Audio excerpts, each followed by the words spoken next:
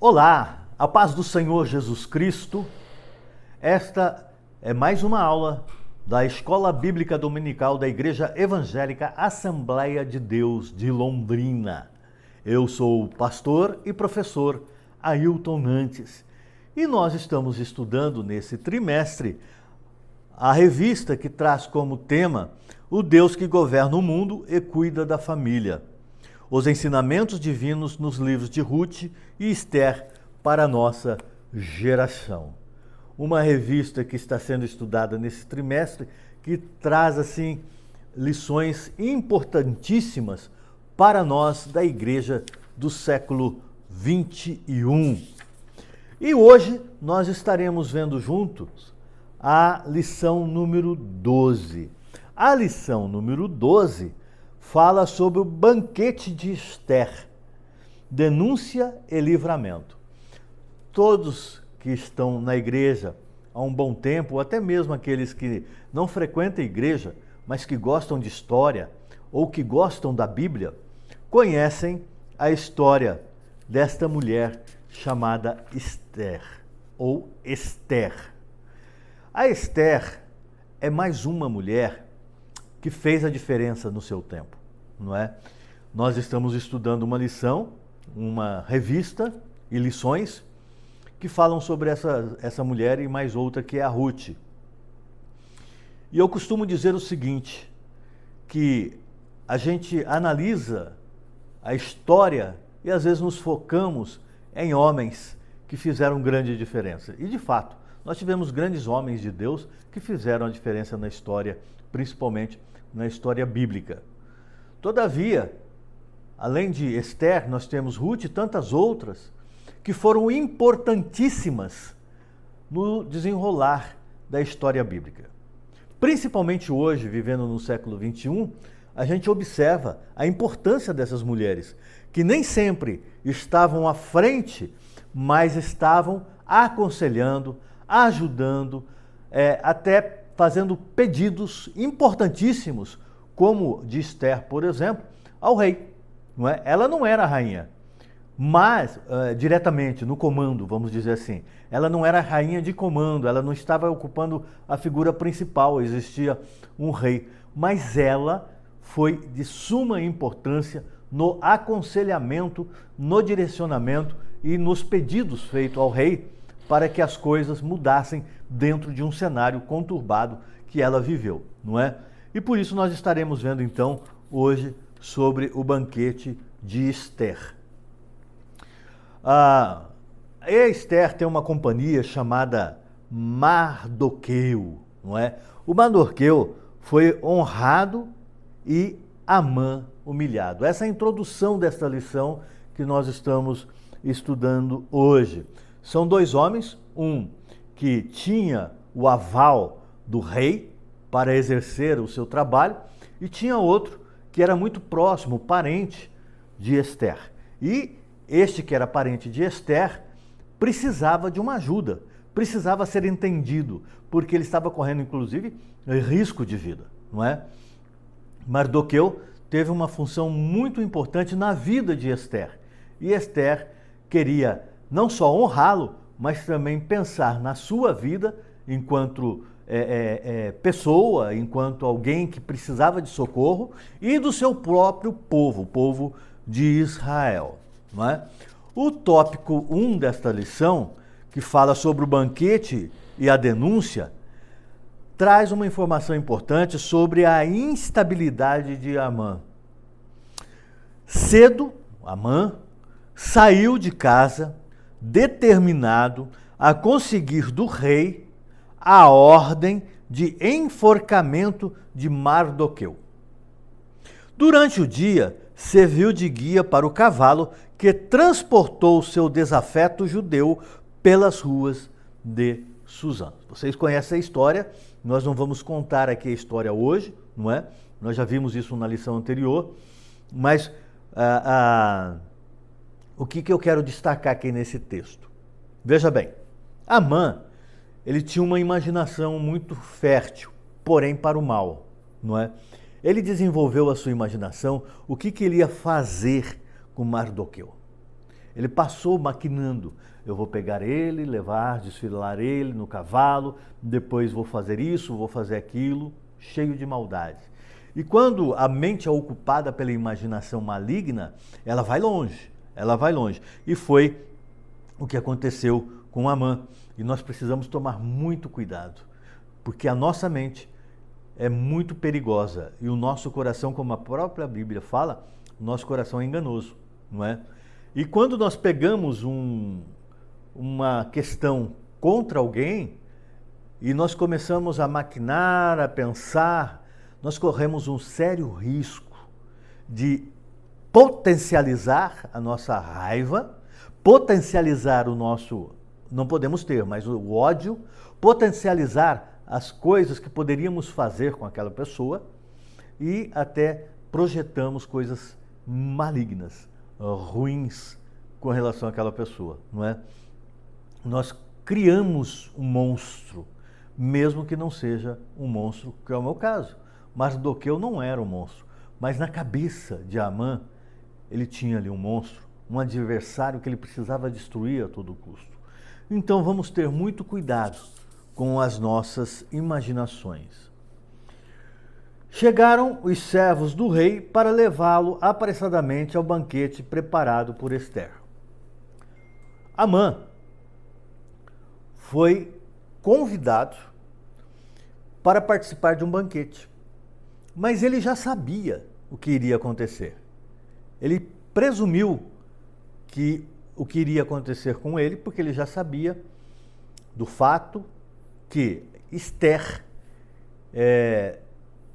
conversou com o rei e que Ester estava providenciando para livrar Amã das mãos, ou melhor, livrar Mardoqueu das mãos de Amã. E ele então foi a esse banquete, atendeu esse convite, mas é um convite obrigatório que ele não gostaria de aceitar. Mas sendo ele um homem de confiança do rei, jamais ele poderia deixar de estar presente, mesmo ali sabendo que provavelmente teria uma sentença para ele. Mardoqueu foi acolhido por Ester, mas Amã sabia que ele seria condenado de alguma forma. O subtópico 2 fala sobre o banquete de vinho. Aqui, o comentarista faz uma inserção parentética, ou seja, ele para de falar um pouco da história em si e atém-se ao banquete do vinho. Né? Ele traz essa questão do vinho, que o vinho ele fala que o banquete para o qual Ester convidou Assuero é chamado de banquete de vinho, do vinho, né? Mas ele lembra que esse banquete é lá no reino Pérsia. E ele traz então aqui algumas questões do perigo do vinho, né? E não só do vinho, de qualquer bebida alcoólica. Então ele abre esse parênteses, né? Uma inserção parentética para falar dessa questão do vinho. Esse é o subtópico 2 do ponto 1, onde ele trata sobre isto, né? Ele fala que a abstinência total do vinho era condição para o voto do nazireado. Aí a gente lembra até da questão de Sansão, não é? Que ele não podia tomar vinho, nem comer da uva, nem uvas passas, nem tocar no pé de uva, né? Por quê? Porque existia realmente, o nazireado existia dentro desta lei que proibia o acesso ao vinho, não é? E o próprio comentarista também diz que no Novo Testamento o ensino é não se embriagar com vinho, mas encher-se do Espírito. Então é um texto que o comentarista abre um parêntese para comentar sobre essa questão do banquete do vinho, que não aconteceu, obviamente, em Israel, mas sim na Pérsia. O subtópico 3 vai falar sobre a pergunta que o rei faz a Ester. E a pergunta é: qual é a tua petição? E essa pergunta é muito importante. Quando o rei pergunta para alguém que ele quer atender, para alguém que ele ama e que ele quer estender algum benefício. É uma pergunta muito complicada. Qual é a tua petição? Complicada não a pergunta em si, mas como ele conduz essa pergunta. Como ele conduz a resposta, não é? Nesse caso aqui, o Assuero estava mesmo determinado a saber o que inquietava a rainha. Por que Esther estava inquietada? Ele queria saber e queria resolver, não é? Porque o fato que Esther compareceu na presença dele correndo o risco de morte. Ela estava correndo o risco de morte, ela não poderia, conforme as regras da época, ela não poderia se apresentar sem ser chamada, não é? E no primeiro banquete, ela manteve suspense quanto ao que lhe afligia. Então ele queria saber. Então ele entendeu a aflição dela, mas ele queria saber o porquê. Algo muito grave estava acontecendo. E de fato, algo muito grave estava acontecendo. Ela demonstrou isso, não é? E ele, o rei Assuero, queria então interrogá-la. O que está acontecendo? Qual é a tua petição? E aqui que eu falo que é perigosa essa pergunta seguida de uma promessa. Qual é a tua petição? Aí ele faz uma promessa. Até metade do reino se fará. E isso nos reporta lá, não é? A João Batista. Quando foi perguntado para alguém, ou melhor, foi oferecido para alguém, o que tu queres para que dances? Não é? Você sabe bem dessa história, não é o tema hoje, mas a pergunta vem à cabeça de João Batista em uma bandeja. Graças a Deus aqui é o contrário. Ela ia fazer um pedido bom em prol do povo de Israel, não é? Mas existia o perigo, não é? Até metade do reino se fará para você. Qual é a sua petição? Ela estava diante do rei e do algoz dos judeus.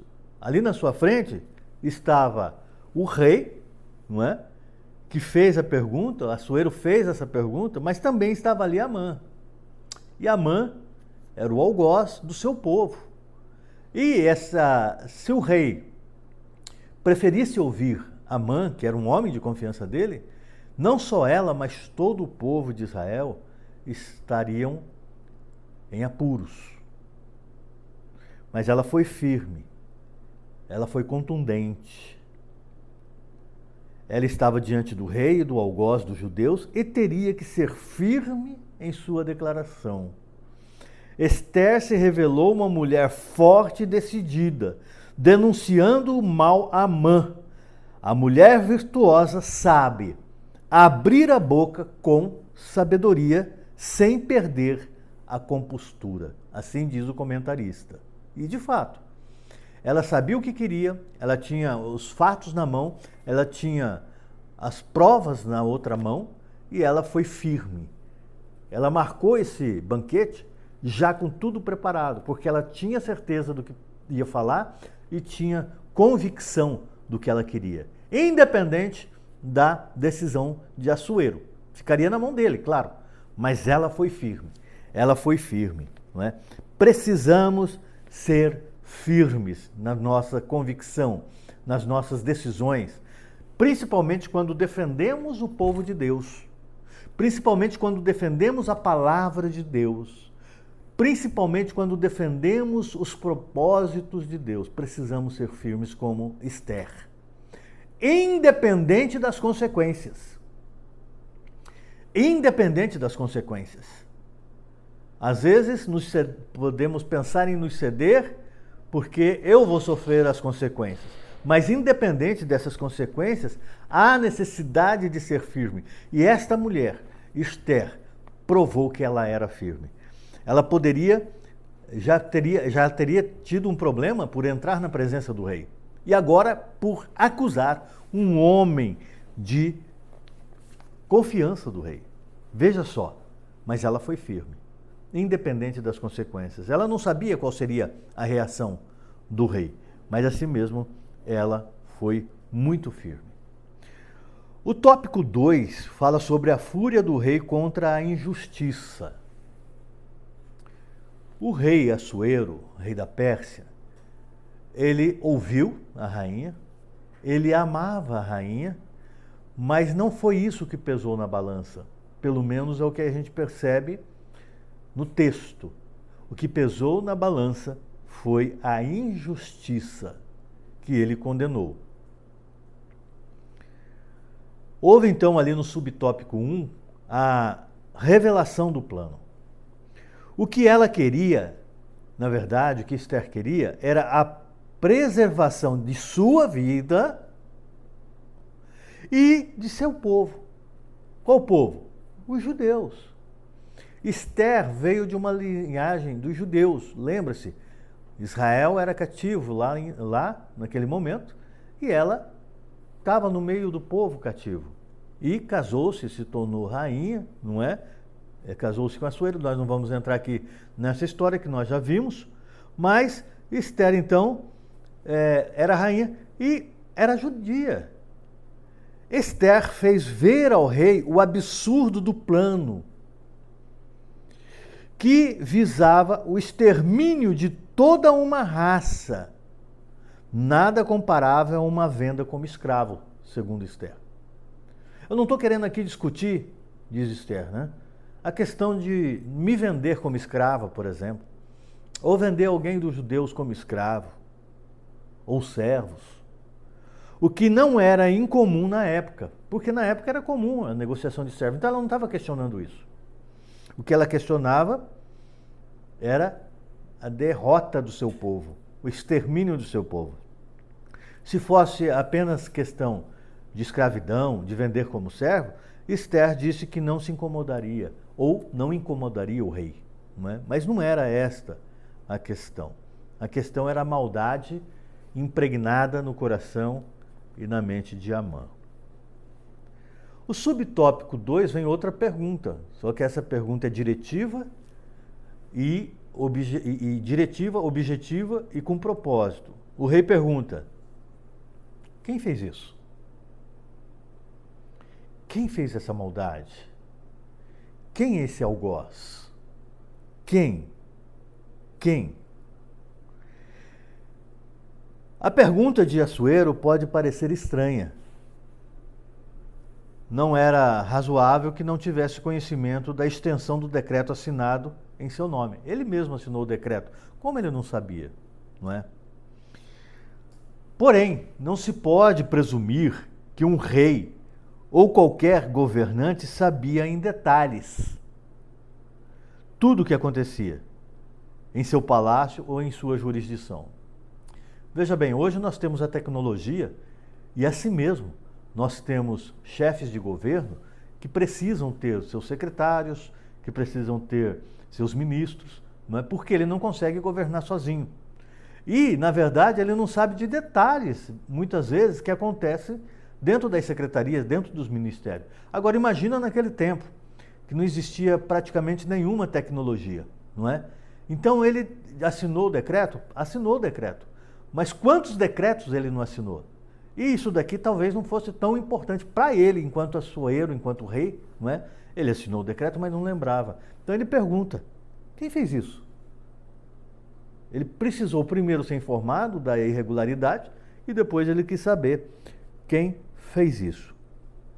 E o interessante é que não era de todo irrazoável, portanto, que Assuero estivesse surpreso com a notícia trazida pela rainha.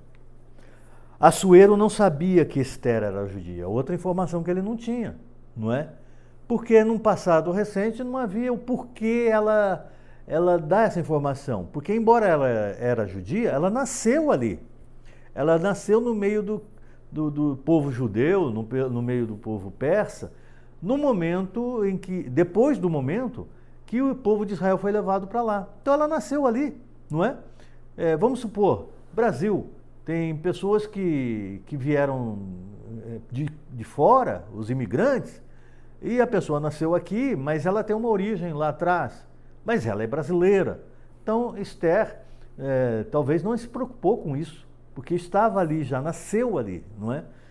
E ele não sabia que a origem dela era judia. E ele então, além dessa surpresa ser saciada, dessa surpresa ser respondida, ele também teve a surpresa de quem estava maquinando todo aquele mal, que era um homem de sua extrema confiança, que era Amã, não é? Assuero não sabia que Esther era judia. Porém, de qualquer forma, essa maldade, essa trama, foi também resultado do excesso de poder concedido a Amã. O rei concentrou em Amã muito poder, deu muito poder a Amã, não é? Só que ele não contava com isto, porque Amã não contava com isso, porque embora ele era um homem de confiança, tinha muito poder em suas mãos, Assuero amava muito a Esther. E Amã foi longe demais com esse poder. Assuero, então, conheceu o que ele tinha em mãos, enquanto seu ministro, Amã. Como eu disse, um governante não pode e não consegue centralizar tudo. Ele precisa de homens e mulheres de confiança. Mas ele não pode também dar muito poder e, ao mesmo tempo, entregar toda a confiança na mão dessas pessoas, não é? A própria Bíblia orienta: maldito o homem que confia no homem. Então, ele, o rei, Assuero, deveria ter alguém de sua confiança, mas sempre estar monitorando o que ele estava fazendo. Fugiu ao controle completamente de Assuero. Cada um deve entender seu próprio limite e não abusar de direitos ou medir força. Isso serve para todos nós, né? Nós temos que ter consciência dos nossos direitos e também não ficar medindo força. Eu posso mais. Sempre tem alguém acima da gente. E acima de todos tem Deus. E uma hora a conta aparece para ser paga. O subponto 3 diz sobre a terrível reação do rei. Quando o rei descobriu toda a história, confirmou-se, porque Esther, além de ser contundente, além de ser firme, ela tinha provas, não é? Veio a terrível reação do rei. Ele entendeu o tamanho da injustiça feita aos judeus, o povo de sua rainha. Deus nos capacita no momento certo e a erguer a voz em favor do que não podem se defender. Então ele capacita-nos. Pessoas que são colocadas no governo, se entender que estão subjugados por Deus, que estão sob o controle de Deus, ele capacita, desde que tenha essas mesmas atitudes que Esther: humildade, subordinação, perspicaz, saber aguardar o momento certo, sabedoria, que vem de Deus. Deus capacita. Pode ser quem for, mesmo que você tenha que enfrentar uma autoridade de alto escalão do país, Deus capacita, com certeza. Ainda nesse texto, diz que manteve sua confiança em Deus, Esther no caso, não é? Manteve sua confiança em Deus e soube agir na hora certa. Olha só que mulher prudente. No lugar certo e da maneira certa. Confiante em Deus e buscando dele sabedoria, ela soube agir na hora, no lugar e no momento certo, não é? E da maneira certa, tá certo? Nós precisamos, de fato, ter representatividade, mas que essa representatividade, no caso aqui Esther, representando o povo judeu, tenha orientação de Deus e haja da maneira correta. Ela manteve a sua confiança em Deus e soube agir na hora certa, no lugar certo e da maneira certa. A reação que teve foi de lançar sobre o assento de Esther, isso Amã, depois que ele viu que tudo tinha sucumbido, que ele tinha metido os pés pelas mãos, ele então se lança sobre o assento de Esther, que é o lugar que a rainha ficava, não é? Nesse momento, Assuero tinha se retirado para o jardim, ele estava preocupado, foi pensar o que fazer. E Amã, para complicar mais ainda a sua situação, se lança como se fosse um divã, né, ali, sei lá, um sofazinho que ela estava, ele se lança ali e piora ainda mais a situação, porque nesse momento Assuero entra e vê Amã prostrado sobre o divã da rainha e fez uma péssima interpretação da cena. Imagina, não é? Amã estaria ainda mais, segundo essa visão que ele teve, querendo desolar ou desonrar a rainha diante do próprio rei. Imagina então como ficou o coração do rei. Mas por que aconteceu isso? Porque Amã foi acometido de um desespero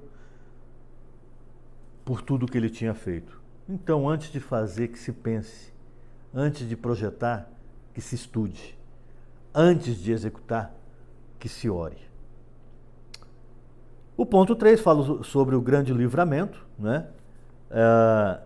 Subponto 1, a história de Forca chegou ao palácio. Olha só que interessante, não é? A história da Forca, preparada no dia anterior, que Amã preparou para Mardoqueu, já havia chegado ao palácio. Chegou essa notícia, rei, esse homem aí que está sendo julgado, pois é, ele preparou uma forca para Mardoqueu, uma forca diferente, inclusive, que ficava em alto, todo mundo ia ver, não é? Ficava a 50 côvados de altura, cerca de aproximadamente aí 22 metros. Seria para promover um espetáculo público. Amã tinha maquinado tudo, aquilo que eu falei, né? Usou a imaginação para o mal. Ele usou a imaginação para detalhar tudo que ele iria fazer de maldade. Porém, no subtópico 2, diz que os ventos mudaram. Talvez ele não fosse tão querido, no caso de Amã, ele não fosse tão querido assim na corte. Bastou uma oportunidade para um dos oficiais do rei ter a iniciativa de sugerir sua execução. Um próprio subordinado chegou para o rei e sugeriu a execução de Amã, informando Assuero da forca preparada por Amã para Mardoqueu. Veja bem, então ele não era tão querido assim, né? Ele tinha seguidores no momento que ele tinha poderes na mão. Então não seguia-se Amã, seguia-se o poder que ele tinha. Ninguém agrada todo mundo. Então, ele também tinha pessoas que odiavam ele e que estavam esperando uma oportunidade. Talvez Arbona até tenha feito parte do grupo de servos do rei que denunciou Mardoqueu para Amã. Agora, soube ser bem perspicaz para sugerir a forca para seu ex-superior. E também tem no grupo os oportunistas, não é? Que é, no caso aqui, Arbona. Arbona, então, que sugeriu o enforcamento para Amã. Ele é o oportunista, não é? É aquele que estava ao lado de Amã enquanto ele tinha o poder, mas quando ele viu que Amã ficou sozinho, ele falou, tem que mudar de lado agora, deixa eu ir para o lado do rei. E sugeriu, então, ao rei que o rei providenciasse o enforcamento da mesma forma que Amã faria com Mardoqueu. Então, muito cuidado. Muito cuidado. Tem que ser firme, como Esther. Tem que ser decidida, ter certeza do que quer. E não ser como este servo do rei chamado Arbona, que é oportunista. Dependendo de onde estiver o poder, ali eu estou. Não é? No caso do poder humano. Porém, Esther foi vitoriosa. Este homem foi enforcado e Mardoqueu foi honrado no lugar dele. Que Deus nos abençoe, que nós tenhamos aí uma aula produtiva e que o seu domingo seja abençoado e de todos nós que estaremos estudando mais uma lição da Escola Bíblica Dominical. Deus abençoe e até uma próxima edição.